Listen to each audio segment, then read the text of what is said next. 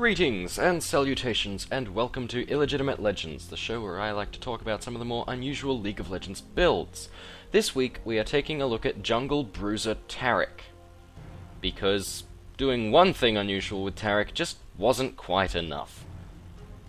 So, Bruiser Taric isn't that unusual. Now it's not entirely standard, but Taric has a lot of base damage potential, and his ultimate improves on that. So, building him to have high damage potential in addition to his very, very powerful supporting abilities means that you can do a lot to help your team while still dealing reasonable amounts of damage. I mean, you know DPS, and you'll be beaten fairly quickly by anyone who is, but you've got a combination of reasonable damage output, stuns. If you get a Frozen Mallet, you've got a decent slow, as well as having the ability to heal your allies relatively quickly, and take away the armor of the enemy team, or if it's in a different situation, just use the aura buffs of same ability, this being Shatter, to benefit your team, give the whole team armor and help keep them alive. It's about choosing the right moment for your abilities and helping your team. That is the important thing of this build. It is a jungling support build. In the end, it's all about helping the team. So, you want to be looking at a skill build order, starting with Shatter, because that's what you need for your early jungle. Level 1 you get a heal, because... or level 2, sorry, you get a heal, because you need that heal to sustain your jungle. And then level 3 you should get your stun. And look to gank about the time you get level 3. Probably about the time you clear the first jungle, head top or bot or whichever is nearest, and get a quick gank in. It won't necessarily succeed, but that stun can severely disrupt the enemy's plans, and if it does succeed, that's very, very good help for your team. From then on, it's more about ganking and helping in the lanes where you're needed than it is about the jungle. The jungle is just where you need to be when you're not assisting somewhere. Consequently, you've got a tendency with this build to end up underleveled, and it's really not a good thing to let that happen, but you'd be surprised how often it does. You can cope with it, but you need to be careful with it. You need to make sure you don't get too underleveled, keep getting the buffs whenever they're available. That's highly important because you don't want the enemy jungler getting them. And just doing your best to support your team from the shadows. If you can avoid it, don't actually pick up the kill, let somebody else do it. There was a game I played where I was berated by the enemy team. They claimed that I was completely useless to my team. I only had 5 kills and 3 deaths at the end. What they didn't notice was that I had 22 assists, the majority of which had gone to our Rengar, who was building his natural stacking item, as well as a Sword of the Occult and a Leviathan. Meaning that by the end of the game, thanks to a combination of his and my efforts, yes, I'm taking some of the credit, we destroyed them. Full stacks on all of those items meant that Rengar was unstoppable. It's what it's about.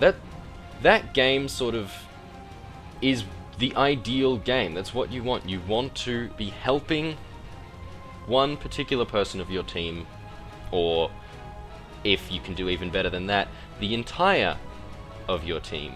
You want to be helping them to get as many kills and as much power in them as possible, because you're a support champion and that's just the way it is.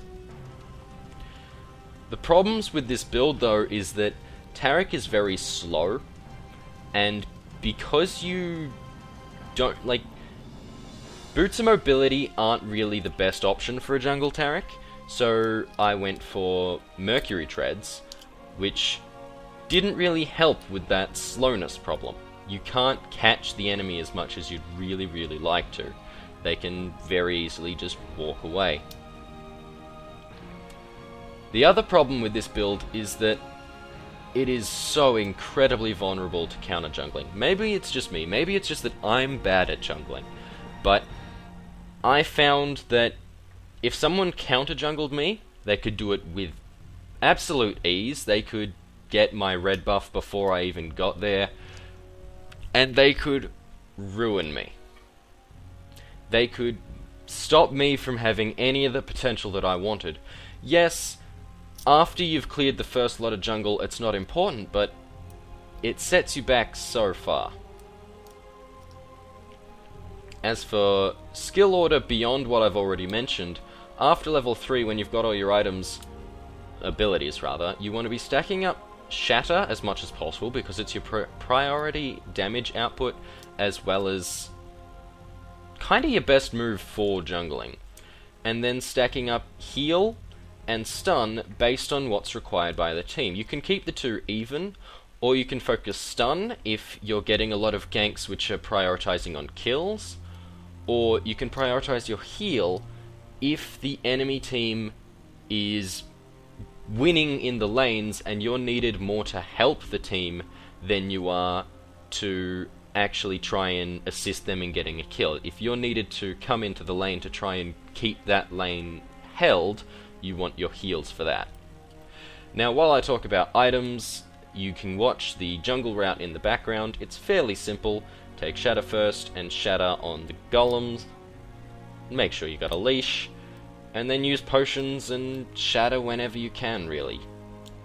That's all there is to it. So items, I go armor first with 4 health potions and a mana potion, because you can clear the entire first run of the jungle using only 2 potions, so you're not going to need any more than 4. The other 2 simply keep you going longer. And the mana potion is for when your blue buff run out and you're waiting for it to respawn. Or you can go and steal the enemy's blue if that's an option. You take that item into a Madred's Razor, not a Blood Razor, just a Razor, then get Mercury Treads. Then on into Wriggle's Lantern, because there's nothing better for jungling than a Wriggle's Lantern. It will help you get quickly through any mob of enemy units. Heck, you can take the dragon out almost as soon as you got that Wriggles. Thirdly, Frozen Mallet, because it really helps. You come into a lane, you stun, you use that time to close the distance, and then with Frozen Mallet they won't escape you, because you'll have enough movement speed to keep pace with them and keep slowing them down. From that point onward, you can kind of build whatever you want.